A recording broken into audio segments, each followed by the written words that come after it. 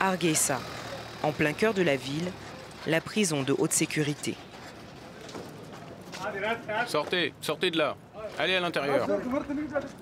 Depuis 2010, cet établissement accueille parmi les plus dangereux criminels de la région. Des membres du groupe terroriste Shebab et des pirates. Ils sont détenus ici en accord avec la communauté internationale en raison de la stabilité et de la relative sécurité du Somaliland. Bloc A, bloc B, bloc C, et là les pirates. Non, nous sommes des pêcheurs. Vous quatre là, ici. Venez ici et dégagez le passage. Commandant, quand est-ce qu'on peut jouer au basket? Attendez votre heure, à 18h43.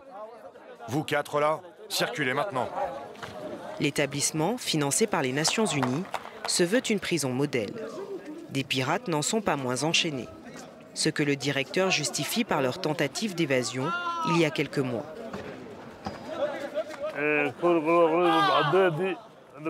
Ils sont enchaînés pour raison de sécurité. Nous n'avons pas l'intention de les laisser comme ça pour toujours. Nous comptons les détacher un par un. Nous ne leur enlèverons pas les chaînes d'un coup, mais progressivement.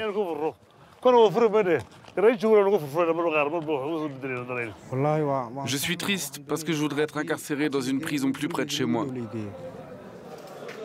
Si le Somaliland accueille ces dangereux criminels, c'est bien parce que ce territoire tient à prouver à la communauté internationale qu'il n'a rien à voir avec la Somalie voisine. Sur le plan sécuritaire, mais pas seulement. Des boutiques modernes, des articles occidentaux, le Somaliland surprend en effet par bien des aspects. Cette république autoproclamée depuis 1991 a son propre président, sa propre monnaie et surtout ses habitants, les Somalilanders comme ils se dénomment, qui tiennent à leur spécificité. Et quand il s'agit de se faire enregistrer pour obtenir la toute première carte d'identité du pays, la population répond massivement présent. On vient ici se faire enregistrer.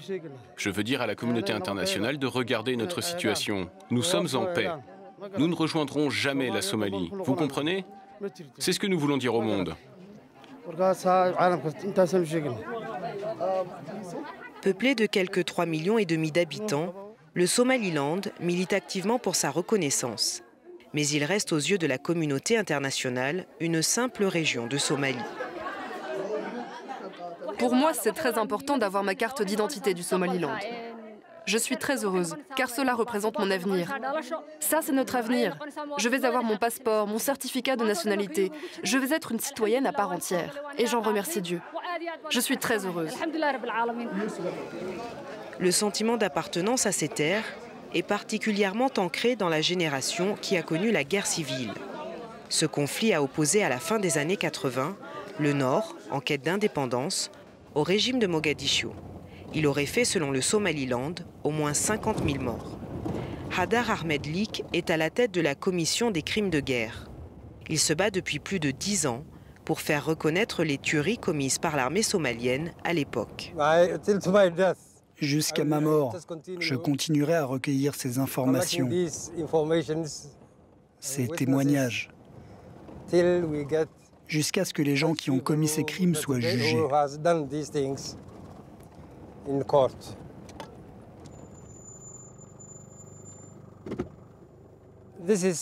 Voici le site de remise en terre d'Hargeisa.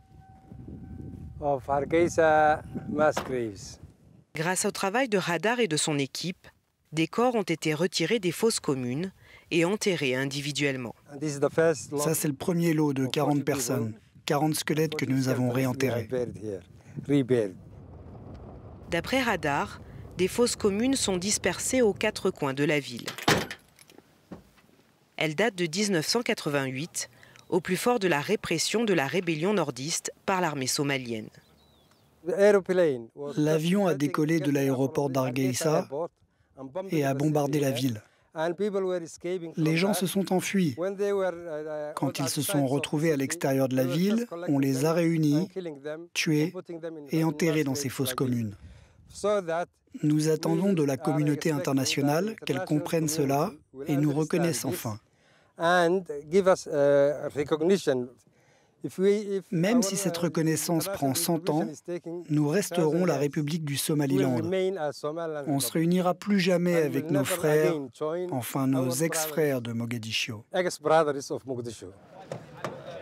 Ces propos reflètent assez bien la position du président du Somaliland. Ahmed Mohamed Silagno est le 4e chef d'État de cette république autoproclamée qui a vécu 3 transitions démocratiques depuis sa déclaration d'indépendance en 1991. Comme beaucoup de présidents, il dispose d'un solide protocole, mais quand il se rend à un événement officiel, il précède son cortège à pied. Un reflet de l'atmosphère particulièrement décontractée qui règne autour du palais présidentiel. Mais être un président non reconnu par la communauté internationale comporte quelques désagréments. Cela implique que nous ne pouvons pas participer au forum et que nous ne siégeons pas aux Nations Unies. Nous n'avons pas droit aux mêmes droits qu'un pays de la communauté internationale, mais assurément, de notre côté, nous faisons de notre mieux. Nous travaillons très dur et nous échangeons avec la communauté internationale.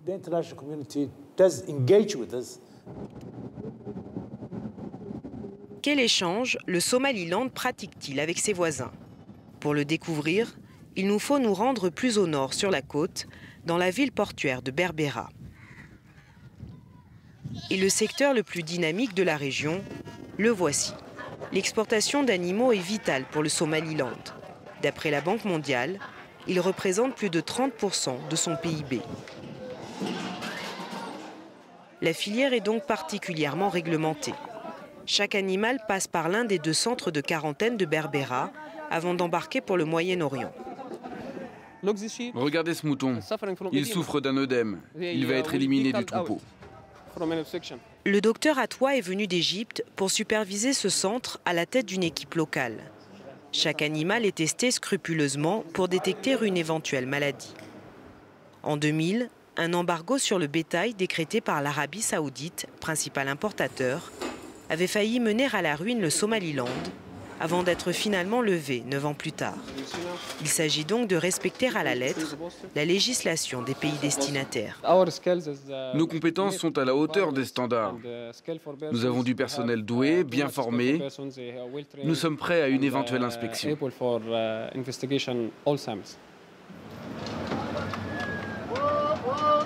L'appétit des pays arabes pour la viande somalie a fait du port de Berbera le poumon économique du pays. Ce développement économique n'a toutefois pas changé le quotidien de l'immense majorité des habitants du Somaliland. Pour la première fois, une institution a tenté de mesurer la pauvreté de cette nation autoproclamée. Selon des données provisoires de la Banque mondiale, le revenu par habitant est estimé à $347 pour 2012, ce qui placerait le Somaliland au 4e rang des plus faibles revenus s'il était considéré comme un pays. Une situation qui pousse de nombreux jeunes à l'exil. Dick et Gould vont tenter pour la 4e fois de quitter le Somaliland. Je veux partir d'ici en allant à Ouadjalé à la frontière, puis Addis Abeba, enfin la Libye. Ensuite, je traverserai la mer pour aller vivre en Allemagne. D'après des chiffres officiels, quelques 1400 jeunes tentent chaque année ce dangereux trajet, souvent au péril de leur vie. Certains avec qui on a tenté la traversée par le passé sont morts. Certains ont été kidnappés par des trafiquants. Je sais tout cela.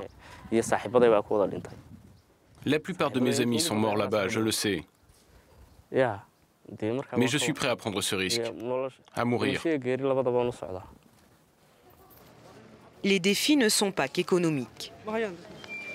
Ces derniers mois, partenaires internationaux et médias locaux se sont inquiétés d'une restriction de la liberté de la presse.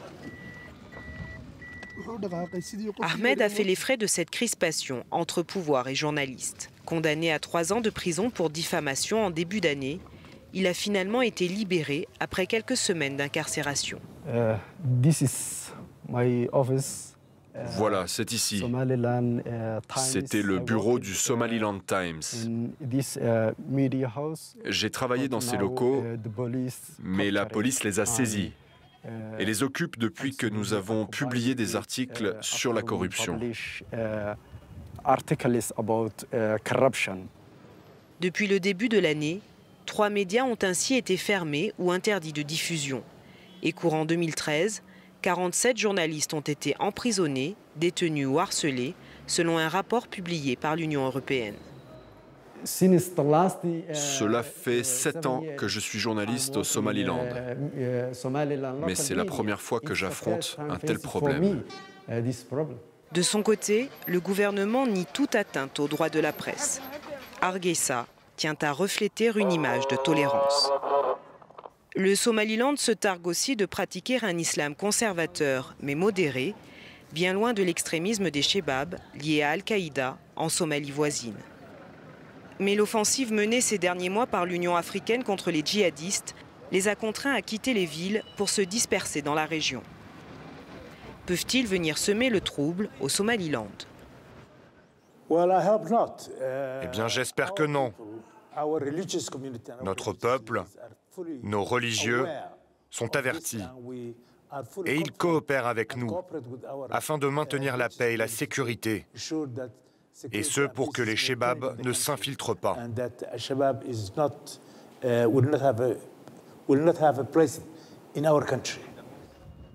Mais à Hargeisa, des voix s'élèvent déjà pour dénoncer une influence croissante, bien que souterraine, des Chebab.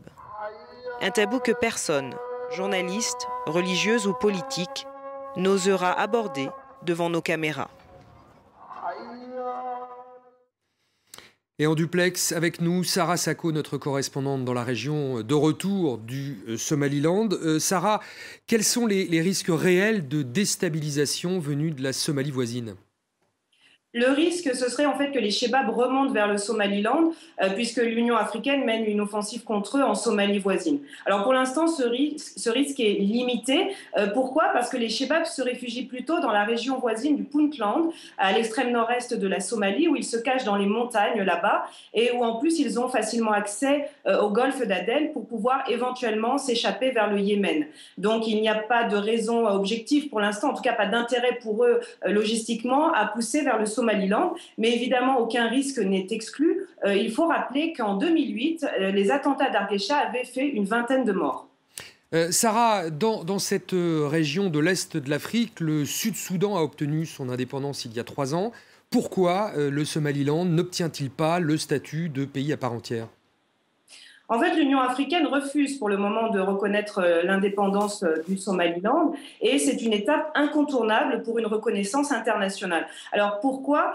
D'abord par principe, l'Union africaine est par principe hostile à reconnaître donc les indépendances de régions, puisque dans la plupart des États membres, eh bien, l'unité nationale est souvent fragile, donc ils ne veulent pas donner un mauvais exemple, entre guillemets. Ensuite, la question du Somaliland, eh bien, tout simplement, ce n'est pas une priorité pour l'Union africaine. C'est une région dont on parle très peu, qui ne fait pas l'actualité, contrairement peut-être au Soudan du Sud. Et puis enfin, il ne faut pas oublier que l'Union africaine est engagée aux côtés du régime de Mogadiscio contre les Chebab en Somalie. Et donc, de par cette position de partenariat avec Mogadiscio pour combattre les Chebab, il est peut-être compliqué donc, de porter à l'ordre du jour la question de l'indépendance, la reconnaissance de l'indépendance du Somaliland. Alors, dernière question liée à ce que vous venez de dire. Vous parlez de partenariat. Quel est l'état des relations avec le pouvoir à Mogadiscio ? Depuis peu, Hargeisa et Mogadiscio ont renoué le dialogue. Donc, en fait, en 2012 a eu lieu une première rencontre entre le numéro 1 somalien, le chef de l'État somalien, et le numéro 1 donc, du Somaliland. Des discussions ont à nouveau eu lieu en 2013, cette fois sous l'égide de la Turquie. Alors, il n'était pas du tout question d'une reconnaissance de l'indépendance du Somaliland, mais plutôt de coopération sur le plan de la sécurité pour lutter contre les pirates et les Chebab. Mais c'était un premier contact qui n'avait pas eu lieu depuis 1991. Sarah Sako, merci Sarah, merci à vous d'avoir suivi cette émission et on se retrouve la semaine prochaine pour un nouveau numéro de Reporter sur France 24.